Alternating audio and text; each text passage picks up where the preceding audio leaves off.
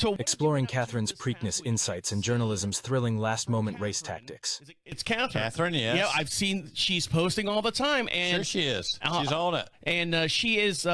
She writes for, what is it, Above the Wire or something like Across that? the Wire. Across the Wire. Across the Wire. Yeah. And she's the editor and one of the chief writers out there, and she's been talking about the Preakness. Yes. That's been going on. Yes. So what has been going on your end with the Preakness as far as? I didn't see a lot because I have been slammed work-wise, is normal, and I did catch the Preakness after the fact.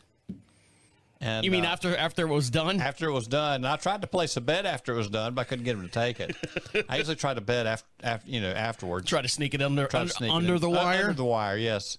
But somehow they don't allow that. Oh well. Yes, I never do good on my bets. So what was your outcome? What was the opinion that you had about the Preakness this year? Well, I watched it, and a horse by the name of Journalism won. And, was watching the race. I did not know the outcome. But, he was running pretty strong, and then he got himself tied up in traffic. He was trying to drive into Charlotte, right? Yeah, at 9 o'clock. Yeah, exactly. But, he's a serious horse for sure. And, of course, all those horses are serious horses.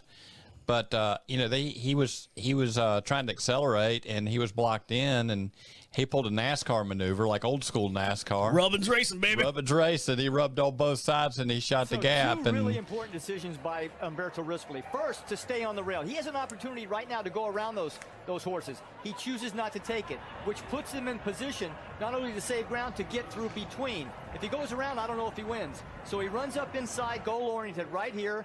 Now, Flavien Prat on goal-oriented starts to lay in on him a little bit here. Umberto's having none of it. He's going to hold his ground. Look at the elbows. They're Oh, my getting gosh. close to Clever again. So now the elbowing starts, and it is a tight hole.